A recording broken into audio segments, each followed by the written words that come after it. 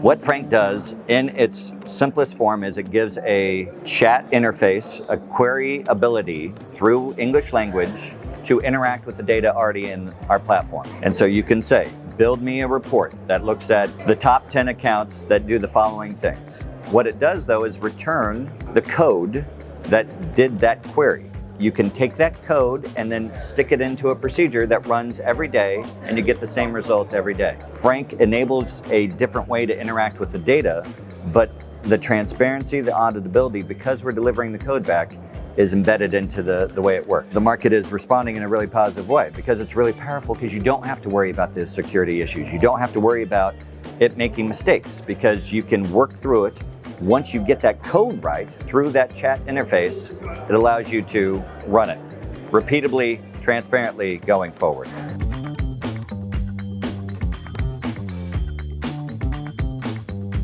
How does bringing in a private equity majority owner change your strategic options? Announced that a couple weeks ago. Their focus is client retention and kind of enabling the technology productivity. And so for us and our clients, more importantly, this should be really an exciting opportunity for them. I'm there, the team's there, the organization is there, and they're going to invest more in the business. We're going to really focus on client retention and then try to accelerate new product coming out the door. And so maybe there's an opportunity for some inorganic growth, but we're growing in a great spot. And so we're kind of leaning into the things that are working great. Really should be only upside for our clients and kind of going forward.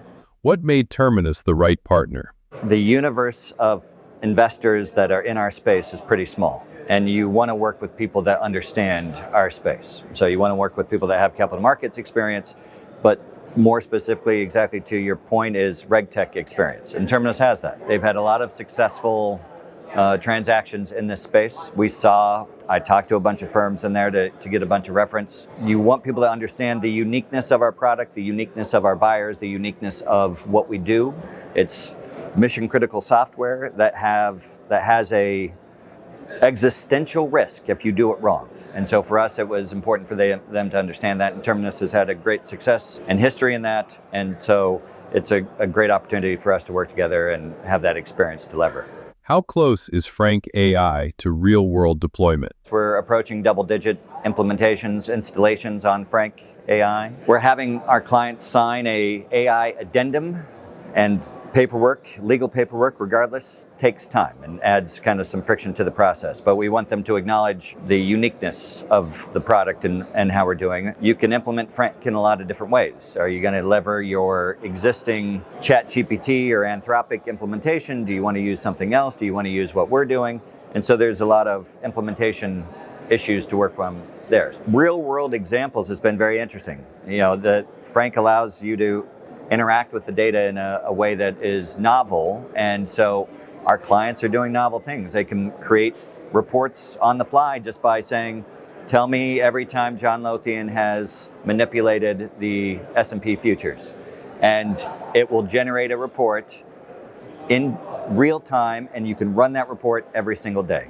How are you helping clients navigate the prediction contract landscape? For us, there's kind of three areas that we're really focused on. One is integrity. How do you build integrity into this space?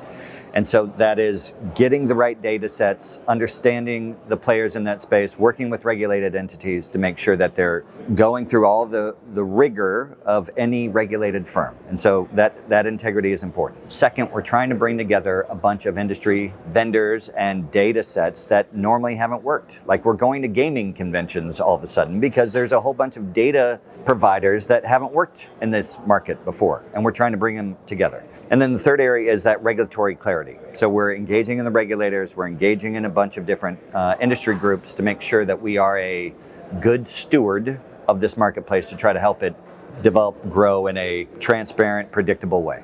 What themes do you want the industry to work on at the Forward conference?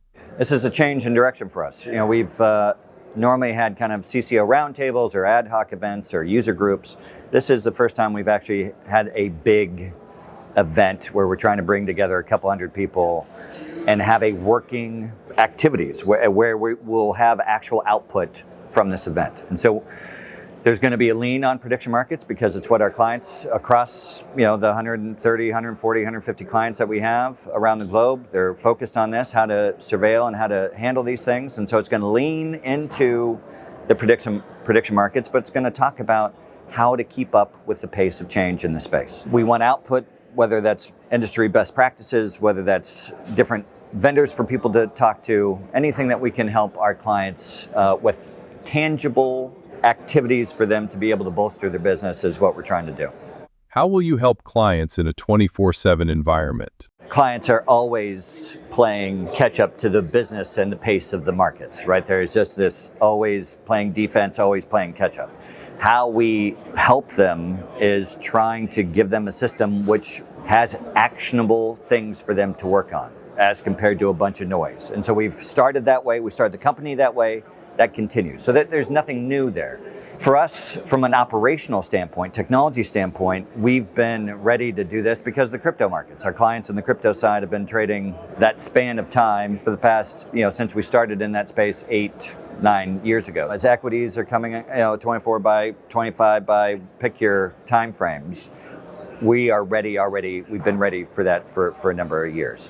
I think the stress on teams is real, palatable, do you run a 24-hour operation or how do you structure those teams? So there's a people impact.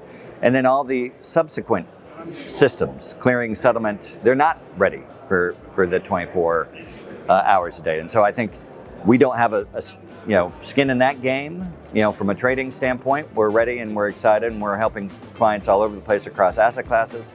But I think there's still some infrastructure and that needs to be built to really support that around the clock.